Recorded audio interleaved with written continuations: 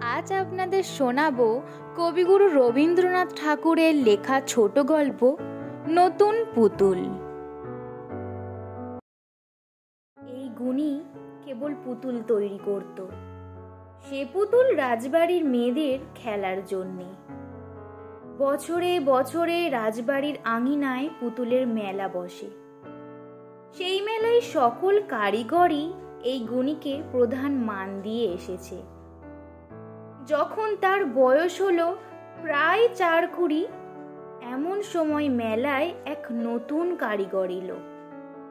তার নাম কিষণলাল। বয়স তার নবীন, নতুন তার কায়দা। যে পুতুল সে গড়ে তার কিছু গড়ে, কিছু গড়ে না, কিছু রং দেয়, কিছু বাকি রাখে। মনে হয় পুতুলগুলো যেন ফুরোয়নি, যেন কোনো কালে ফুরিয়ে যাবে না। নবীনের দল বললে, লোকটা সাহস দেখিয়েছে। প্রবীণের দল বললে, একে বলে সাহস? এ তো স্পর্ধা। কিন্তু নতুন কালের নতুন দাবি। একালের রাজকন্যারা বলে, আমাদের এই পুতুল চাই। সাবেক কালের অনুচররা বলে, আরে ছি। শুনে তাদের জেদ বেড়ে যায়।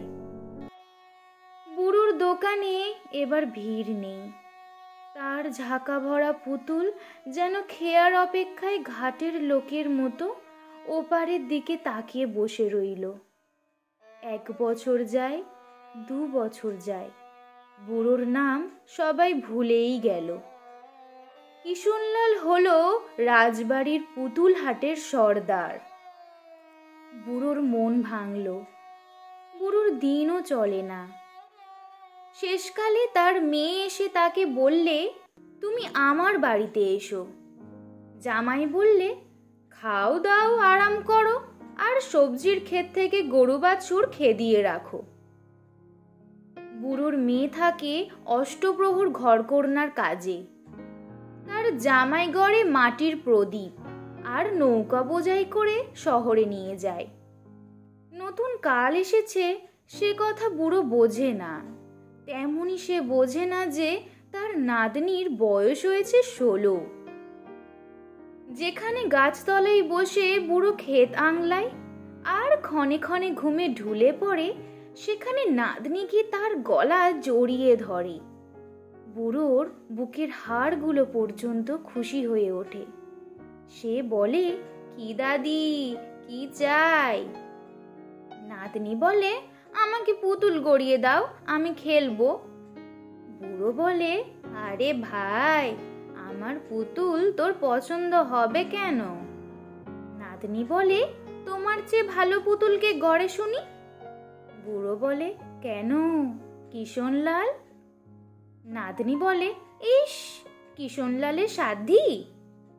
দুজনের এই কথা কাটাকাটি কতবার হয়েছে, বারে বারে একই কথা। তারপরে বুড়ো তার ঝুলি থেকে মাল মশলা বার করে, চোখে মস্ত গোল চশমাটা আঁটে। নাতনিকে বলে, কিন্তু দাদি, ভুট্টা যে কাকে খেয়ে যাবে? নাতনি বলে, দাদা, আমি কাক তাড়াবো। বেলা বয়ে যায়। দূরে ইদারা থেকে বলদে জল টানে, তার শব্দ আসে। নাতনি কাক তাড়ায়, বুড়ো বসে বসে পুতুল গড়ে। বুড়োর সকলের চেয়ে ভয় তার মেয়েকে। সেই গিন্নির শাসন বড় কড়া। তার সংসারে সবাই থাকে সাবধানে। বুড়ো আজ এক মনে পুতুল গড়তে বসেছে। হুঁশ হলো না, পিছন থেকে তার মেয়ে ঘন ঘন হাত দুলিয়ে আসছে। কাছে এসে যখন সে ডাক দিলে, তখন চশমাটা চোখ থেকে খুলে নিয়ে অবোধ ছেলের মতো তাকিয়ে রইল। মেয়ে বললে, দুধ দোয়া পড়ে থাক, আর তুমি সুভদ্রাকে নিয়ে বেলা বইয়ে দাও। অত বড় মেয়ে, ওর কি পুতুল খেলার বয়স? বুড়ো তাড়াতাড়ি বলে উঠল, সুভদ্রা খেলবে কেন? এই পুতুল রাজবাড়িতে বেচবো। আমার দাদির যেদিন বর আসবে সেদিন তোর গলায় মোহরের মালা পরাতে হবে, আমি তাই টাকা জমাতে চাই। মেয়ে বিরক্ত হয়ে বললে, রাজবাড়িতে পুতুল কিনবে কে? বুড়োর মাথা হেঁট হয়ে গেল, চুপ করে বসে রইল। সুভদ্রা মাথা নেড়ে বললে, দাদার পুতুল রাজবাড়িতে কেমন না কেনে দেখব। দুদিন পরে সুভদ্রা এক কাহন সোনা এনে মাকে বললে, এই নাও আমার দাদার পুতুলের দাম। মা বললে, কোথায় পেলি? মেয়ে বললে, রাজপুরীতে গিয়ে বেচে এসেছি। বুড়ো হাসতে হাসতে বললে, দাদি তবু তো তোর দাদা এখন চোখে ভালো দেখে না, তার হাত কেঁপে যায়। মা খুশি হয়ে বললে, এমন 16টা মোহর হলেই তো সুভদ্রার গলার হার হবে। বুড়ো বললে, তার আর ভাবনা কি? সুভদ্রা বুড়োর গলা জড়িয়ে ধরে বললে, দাদা ভাই, আমার বরের জন্য তো ভাবনা নেই। বুড়ো হাসতে লাগলো আর চোখ থেকে এক ফোঁটা জল মুছে ফেললে। বুড়োর যৌবন যেন ফিরে এলো। সে গাছের তলায় বসে পুতুল গড়ে, আর সুভদ্রা কাক তাড়ায়, আর দূরে ইদারাই বলদে কে কো করে জল টানে। একে একে 16টা মোহর গাঁথা হলো, হার পূর্ণ হয়ে উঠল।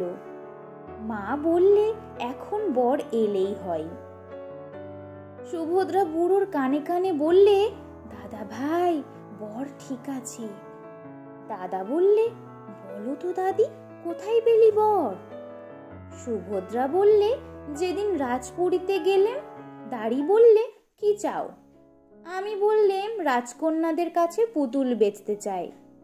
সে বললে, এ পুতুল এখনকার দিনে চলবে নে, বলে আমাকে ফিরিয়ে দিলে।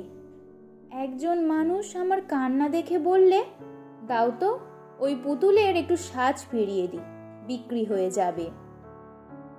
সেই মানুষটিকে তুমি যদি পছন্দ করো দাদা, তাহলে আমি তার গলায় মালা দিই। বুড়ো জিজ্ঞাসা করলে, সে আছে কোথায়? নাতনি বললে, ওই যে বাইরে পিয়াল গাছের তলায়। বর এলো ঘরের মধ্যে। বুড়ো বললে, এ যে কিশনলাল। কিশনলাল বুড়োর পায়ের ধুলো নিয়ে বললে, হ্যাঁ, আমি কিশনলাল। বুড়ো তাকে বুকে চেপে ধরে বললে, ভাই, একদিন তুমি কেড়ে নিয়েছিলে আমার হাতের পুতুলকে, আজ নিলে আমার প্রাণের পুতুলটিকে। নাতনি বুড়োর গলা ধরে তার কানে কানে বললে, দাদা, তোমাকে শুদ্ধ। যদি গল্পটি শুনে আপনাদের ভালো লেগে থাকে তাহলে লাইক, কমেন্ট, শেয়ার এবং সাবস্ক্রাইব করে পাশে থাকুন। আরও গল্প নিয়ে আসছি খুব শীঘ্রই। ভালো থাকবেন।